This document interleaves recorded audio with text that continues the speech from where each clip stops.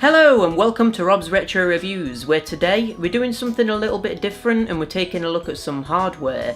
More specifically, we're taking a look at the NES controllers for the Nintendo Switch. These things are actually pretty good. Straight out of the box, something that's great about these is that you get two of them. That should go without saying really, but the NES Classic didn't come with two controllers, so I'm glad they've learnt from that nonsense.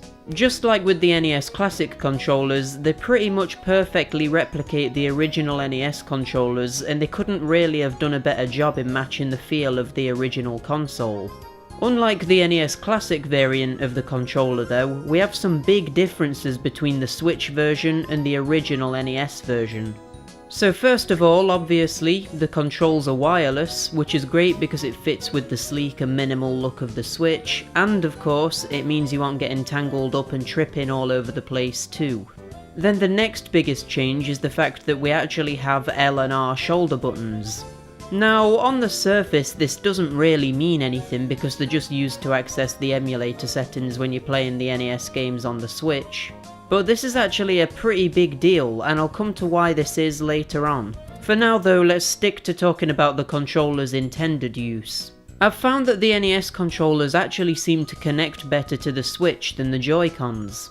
I don't know if this is a problem for anyone else, but unless I position my Switch perfectly, the Joy-Con controllers constantly disconnect, and either make my character unable to stop moving, or make me unable to perform any actions for a good few seconds, and this happens frequently. It's really annoying actually, and every time I play the Switch, I need to move it to a different position in the room, rather than just leaving it where the other consoles are. With the NES controllers though, this isn't a problem, and they connect to the console like any normal controller should, and there's no connection drops. Really, the controllers do exactly what they say on the tin, and it's hard to be upset with any particular aspect of it. The only real problem is that there's very few people who would care about this thing's existence. People who are big into the NES probably already have the actual console with all of the games they want on it. And even if the novelty of playing these games handheld appealed to them, you can't use these NES controllers in handheld mode properly because when they're attached to the Switch itself, they're sideways. Which, by the way, looks absolutely ridiculous, but in a way I kind of like it. And then there's the audience of players who are into NES games but not hardcore into it enough to warrant spending a lot of money on the original cartridges and hardware.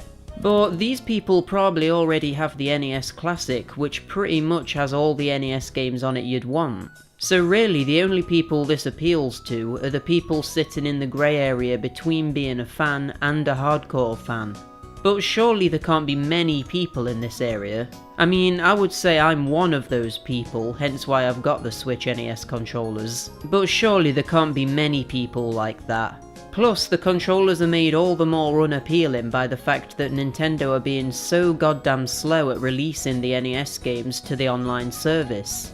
Like seriously, we're getting 2 or 3 games a month, and a lot of the time the quality of the games is quite questionable. Why haven't we gotten some absolute classics yet? Where's Tetris, Mega Man, Castlevania and Bionic Commando? Okay, Bionic Commando probably isn't considered a classic by most people, but it's my favourite NES game and I want to see it on there, alright? Another thing I was a bit disappointed with is how long these controllers took to ship and the absolute lack of any communication from Nintendo about it. I pre-ordered this product on the 19th of the 9th 2018, and the payment for the product was taken out without warning on the 20th of the 12th 2018. I then got a standard marketing email that I assume was sent to everyone who made a pre-order for it, which said to expect it to be delivered on the 22nd of the 12th 2018. It didn't arrive then, but it was Christmas and then New Year, so I kinda just ignored it for a while. So then on the 5th of the 1st 2019, I emailed them to ask about it and didn't receive an email back. So then I rang them and eventually got through to someone who seemed to just be trying to get me off of the phone, who said it would be with me next week. Well, it didn't come next week and it took a further 2 or 3 weeks for it to arrive. Then, just to add insult to injury, after having the product for a week, I got a reply to the email that I sent on the 2nd of the 2nd 2019, almost a whole month after I initially sent my email. And it basically just said, sorry, it should be with you now. Now, I'm not normally the sort of person to complain about this sort of thing, but geez. Why didn't Nintendo give a new expected shipping date if they knew it was going to be delayed by a month? They really need to work on the customer service in this area. But yeah, Nintendo's business practices aside, the actual product is great. But you might find yourself asking, what else can these controllers do? Well, because they have L and R buttons, it opens up the controller to be used for more than just NES games. I almost expected this not to work and for the Switch to recognise that you're using an NES controller and disconnect it or something. But you can in theory play any game on the Switch with these NES controllers, providing that the game itself only needs to use the D-pad, 2 face buttons and the L and R buttons. So Mario Kart 8 Deluxe, for example, can be played perfectly with the NES controller, and you can even attach a Joy-Con grip to the top of it to make it a bit more comfy. Even then though, my hands started to cramp because the NES controllers weren't designed to have you pressing the tops of them like that. But it is fully playable. In theory, there would be quite a lot of indie games that would be playable like this too, so I guess that gives the controller some added value outside of its intended purpose. But then there's another thing. You can in fact play games by attaching the NES controllers to the sides of the Switch and playing in handheld mode. However, this is an absolute mess because the buttons are remapped and nothing does what you think it should. Plus, you don't have any shoulder buttons if you play like this, so it just isn't very functional. But hold on, what if we use one NES controller and one Joy-Con? Yep, it works.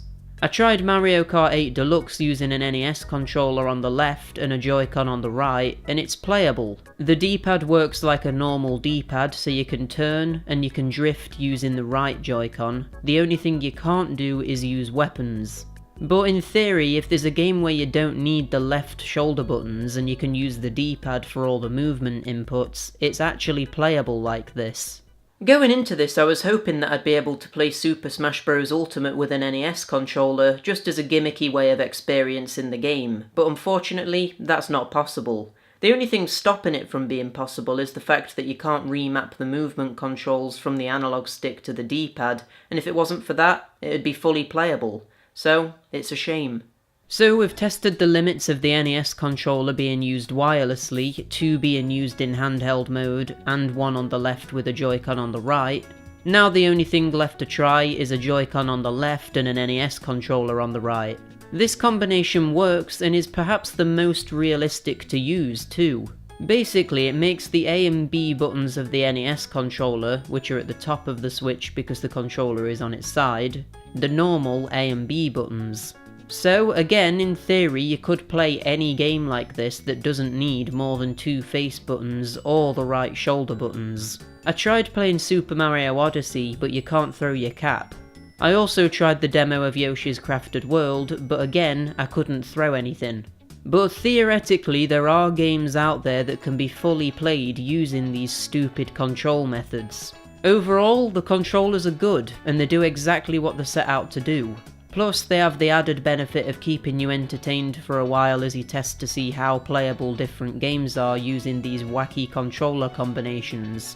Would I recommend you get them though? I mean, if you're into the NES enough that you consider yourself a fan, but not a fan enough to have all the games already, but more of a fan than to be satisfied with the NES Classic, then I suppose I recommend them. They're quite pricey though. They cost me £56.81 including shipping, and that's ridiculously expensive when you consider the NES Mini is only £50. The way that I see it, it's kind of an investment because they gain value over time because of how Nintendo is slowly releasing more and more NES games to the online service. So whether you should get these really depends on how much you like the NES and whether you're willing to spend a hell of a lot of money on something that right now really isn't worth it.